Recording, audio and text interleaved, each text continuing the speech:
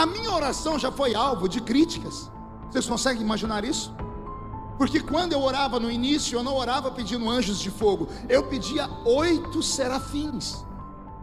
Se pegar minhas mensagens antigas, vocês vão ver isso. Pastor, de onde o senhor tirou isso? Eu estava na África. Eu fui para a África como um menino. Me convidaram para pregar. Eu não entendia nada de batalha espiritual. O assembleiano não se mete com essas coisas. E eu fui apenas para mais uma cruzada. Quando eu cheguei no aeroporto de Angola, isso há 28 anos atrás, quando eu estava na fila da imigração, um homem aqui atrás de mim, um africano de quase 2 metros de altura, terno, gravata, pastinha de executivo, era um executivo do país. Eu estou na frente para ser atendido, ele bateu no meu ombro. Quando eu olhei para trás, o homem tinha aparência de homem, mas os olhos dele não tinham olhos, eram 2 bolas brancas. Ele falou com uma voz gutural, uma voz pesada. Ele disse para mim: o que você veio fazer na minha terra? Aqui eu mando. Até a entrada dali da imigração, você está protegido. Quando você entrar dentro do meu território, eu vou te matar. Eu não entendi nada. Quando eu fui falar com ele, ele piscou, ele voltou, os olhos dele ficou normal. Eu não estava falando com um homem, era uma entidade. Mas eu nunca estudei sobre isso. Eu pisei dentro do país, atravessei a imigração. A irmã Ceci, uma empresária portuguesa que foi quem me levou, ela me tirou dali. Eu dentro do carro comecei a passar mal. Fui para o apartamento dela, me tranquei no quarto. Um espírito de loucura tomou conta da minha mente. Eu bati a cabeça na parede. Eu fiquei 4 dias sem comer. Eu ia dormir e sentia gente dormindo do meu lado. Ela foi enchendo o apartamento dela de gente de oração que conhecia esse mundo. Eu não conhecia esse mundo. Eu não estava preparado para isso. No 4º dia, quando eu já estava desfalecendo, onde eu já via, eu comecei a ver coisas dentro do quarto. E para mim era porque eu não estava comendo, eu não sentia fome. Depois do 3º dia de jejum, você perde a fome. Eu estava mais no outro mundo do que desse. Eu dobrei meu joelho e o Senhor falou comigo: faça esta oração. E o Senhor falou no meu ouvido: 8 serafins. O Senhor disse: olha os 4 cantos do quarto. Eu olhei e disse: peça para que eu coloque 2 em cada canto desse quarto. E quando eu falei: Senhor, mande 8 serafins, 2 naquele canto, 2 nesse, 2 nesse e 2 nesse. Quando eu terminei de fazer isso, explodiu algo dentro do quarto, um barulho que quase tremeu o apartamento. O quarto foi tomado por uma fumaça, mas era uma fumaça fedida. Depois eu descobri o tal do enxofre.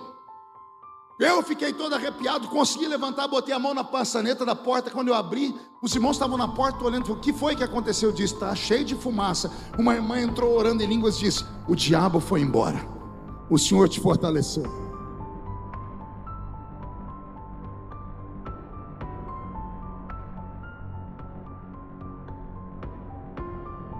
Me deram uma sopa, marcamos os dias para o culto. O primeiro culto foi numa Assembleia de Deus em Macoluce, ficava a 100 metros dali, dava para ir a pé.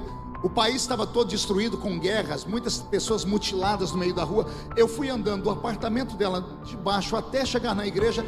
Se não caiu no meio da rua umas 50 pessoas endemoniadas, não caiu ninguém. Eu não falava nada, eu passava perto das pessoas, elas caíam estribuchando no chão. Eu comecei a perceber que existe de fato armas espirituais, existe de fato profundezas espirituais que nós não conhecemos. Não conhecemos porque temos medo de entrar nas águas. Temos medo daquilo que nós não conhecemos. E eu fui me envolvendo com Deus.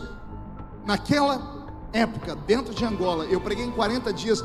Foi a primeira vez que eu vi milagres acontecerem, ossos nascerem onde não tinham, pessoas serem curadas de forma miraculosa. Eu voltei para o Brasil com uma outra visão. Fui sentar com os meus pais, eles disseram: calma, cuidado para não ficar fanático. Comecei a fazer as minhas orações por onde eu ia. Senhor, manda anjos ali, anjos aqui. Eu fui chamado pelos pastores mais conhecidos desse Brasil. Me lembro como se fosse hoje em São Paulo, num shopping. Marcaram comigo uma reunião numa sala fechada e disseram: olha, você tem que parar de ficar pedindo anjo na sua oração. E eu falei: por quê? Porque os anjos que você está pedindo são anjos que ficam apenas diante do trono de Deus, que são serafins. Eles não descem à terra, são anjos disso ou daquilo. E me deram uma sistemática teológica. Aí eu falei: mas se eles ficam no céu, como é que eles queimaram os lábios de Isaías? Está escrito que Isaías, no ano em que morreu o rei Uzias, eu vi o Senhor assentado no alto e sublime trono. Os anjos voavam acima do trono de Deus. E eu disse: eis que estou perecendo porque os meus lábios são impuros. E o Senhor enviou um serafim que pegou com uma tenaz uma brasa de fogo do altar e queimou os meus lábios. Eu falei para eles: Isaías foi levado ao céu ou os anjos desceram onde ele estava? Aí engasgaram, não souberam falar. Não, o negócio é o seguinte: você para de falar isso, senão nós vamos começar a dizer nas revistas, nos jornais, que você é um herético. E eu fui falar com Deus, eu falei: Senhor, o que eu faço? O Senhor disse: vamos enganar eles. Continua orando, só não pede 8 anjos, só pede para eu mandar anjos de fogo.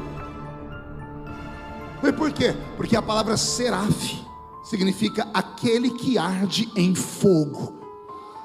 Ela é o prefixo da palavra serafim, ou seja, aquele que arde em fogo e é grande como um gigante. Eu continuo fazendo os mesmos pedidos, só que ninguém nunca mais me incomodou. Por quê? Porque são pessoas que acham que conhecem, mas não conhecem. O pior tipo de crente é aquele que, quando vê você falar em línguas, bater o pé no chão e diz: ó, quieta, que isso aí é coisa de menino. Se as pessoas soubessem o que acontece com um crente que leva ele para esse nível, quando ele praticamente é possuído e ele perde o controle sobre os seus membros, sobre a perna e braço, não é que ele não sabe o que está acontecendo.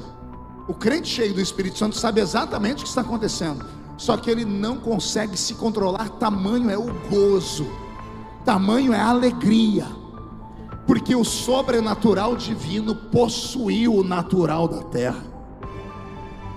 As pessoas que ridicularizam o movimento pentecostal é porque nunca experimentaram. E se tem algum aqui, de repente deve ter um espião aí, de repente tem alguém ouvindo pela internet, cuidado, é melhor ficar onde você está, não venha, porque esse negócio pega.